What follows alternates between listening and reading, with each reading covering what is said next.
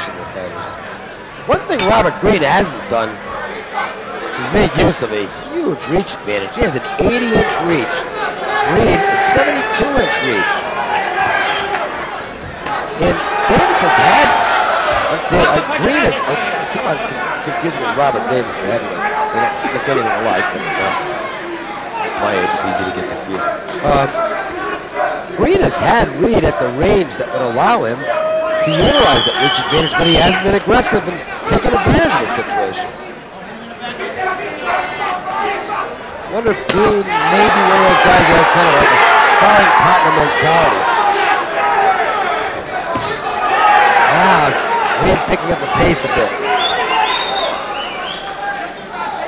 But still, he's not throwing a combination either. And cruiserweights and heavyweights have a tendency sometimes to fall into that one-punch mentality. They wait, expect the other guy to cave in as soon as they get cracked in one good shot. Smarter move would be to hit him several times and then watch him fall.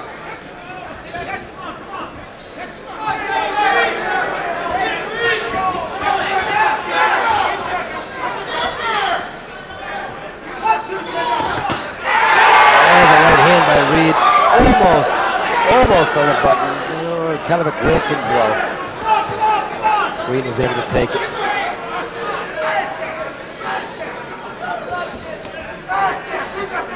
Reid with that lazy jab and a right hand that just doesn't have bad intentions.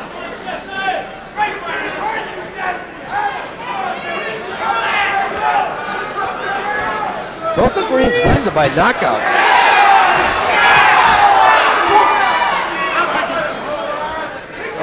I guess he's got the ability to throw a hard punch. I haven't seen it. And now, Reid has Reid in a bit of, maybe a bit of trouble. Let's see if he can follow it up.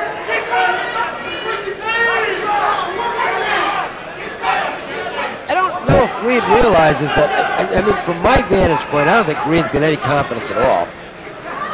And if that's the case, Reid should be able to walk right in there and really go after him. But I'm not sure he recognizes that. Also possible that I have no idea what I'm talking about. Maybe he's got me fooled, but Reid has the posture of a beaten fighter, even though he's not hurt.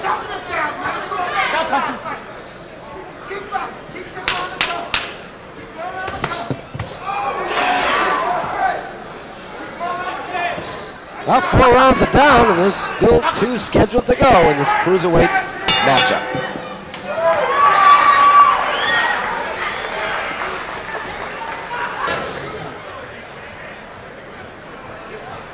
There's some action from round 5, and you can see that Green basically is just in a survival mode, basically, and Reid throwing too wide there, though. Fundamentally, I don't know.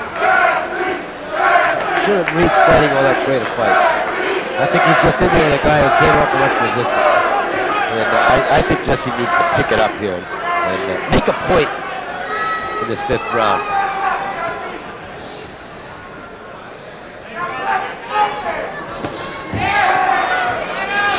Reid was on a knockout roll. One time he was 9-0 with 6 knockouts. Now he's 11-0 with 6 knockouts. And you know, part of it could be inactivity. Since April of 2000, he's fought twice. May of last year, January of this year. Both decisions. One of them a split decision. So Jesse is unbeaten at 11-0, but his career is a bit stalled right now. And you know, he's at the age where he's going to start making a move. He wants to become a contender in the cruiserweight division. It is a division that's wide open. It's barren of big money, but it is a wide open division in terms of being able to afford a fighter an opportunity to move up and fight for a title a lot sooner. And Reid certainly has got the name recognition. Jesse Reid Jr. You're going to know that name around boxing. Capitalize on that.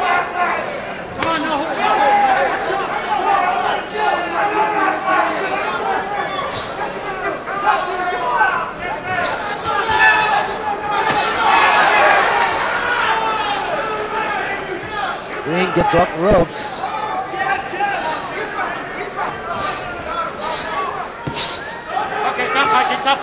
Reid would have a huge advantage on the inside. He's physically stronger. Should be able to impose his will on the inside, and yet he's kind of allowed Green to kind of languish to the outside. There's a right hand that's good.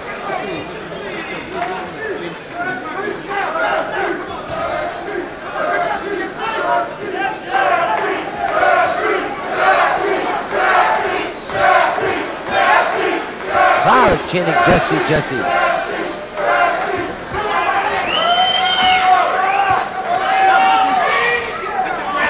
Tony Gibson gives a couple of words to Reid for hitting on the break.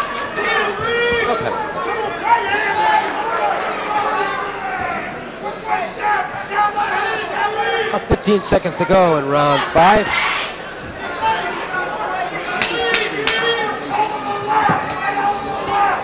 Those punches from Green haven't got a chance of it.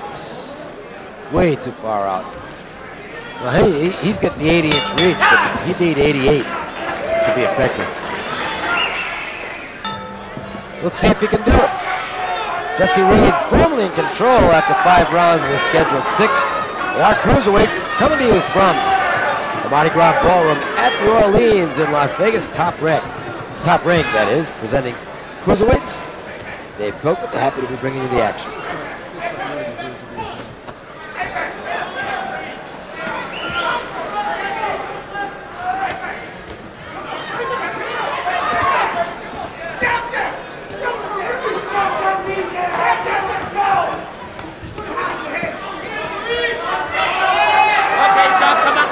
Come on, let him up.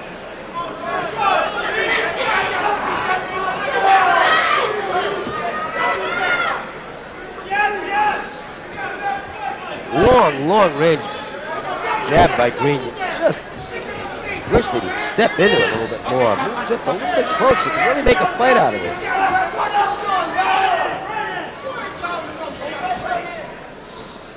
Now he may have landed it enough to create a little bit of a nosebleed on Reid's part. Reid actually looks a little bit tired this round.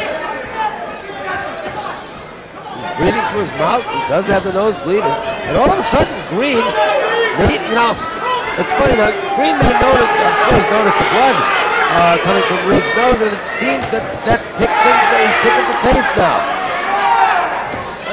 Boy, if Robert Green had come out and fought with this kind of a belief in the first few rounds, we could be looking at a real tense fight here.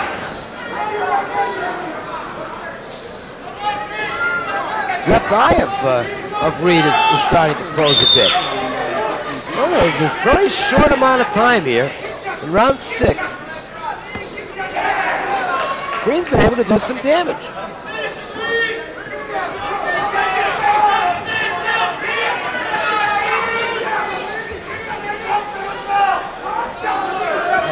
When Robert Green sees the film of this fight, he's going to look at it and say, oh, there's a shot by Reid. Not that great a punch.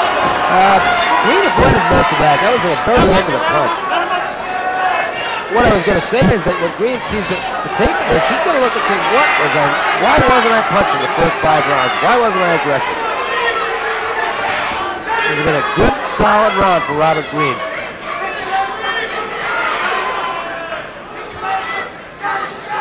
And for Jesse Reid Jr., the inactivity is not doing him any good.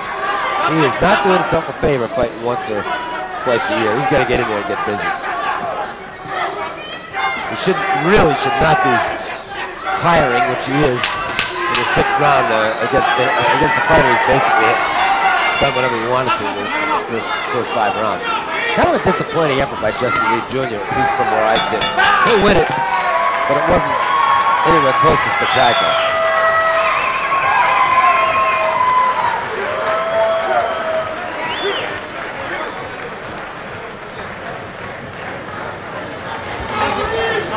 Thank you, champ.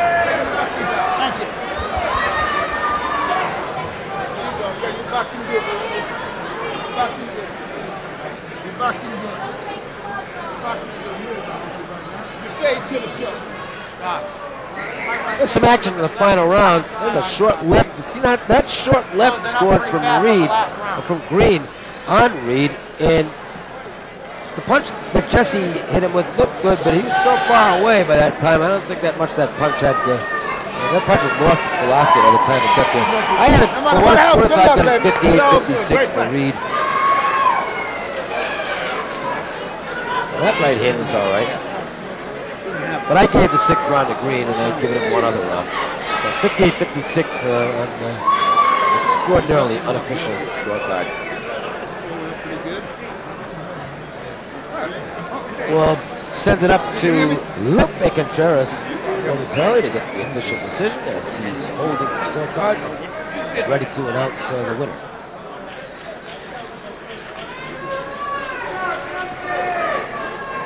Here we go. Damas y caballeros, después de 6 asaltos, los 3 jueces, Dalby Shirley, Robert Hoyle y Dave Moretti, entregan anotaciones idénticas. Ladies and gentlemen, after 6 rounds of boxing, all 3 judges score the bout identically at 57-57. Ladies and gentlemen, this bout is a draw. Damas y caballeros, los 3 jueces entregan anotaciones idénticas de 57-57. Este combate es declarado un empate. Green seems disconsolate, although he had to pull out the draw in the 6th round. So Jesse Reid's perfect record is no more. He drops to 11-0-1 with 6 knockouts, and Robert Green has one of the more bizarre records you'll find. 7 fights, 2 wins, 2 losses, and 3 draws. 2 knockouts. Maybe they'll do it again. That's it for the cruiserweights here at the Orleans.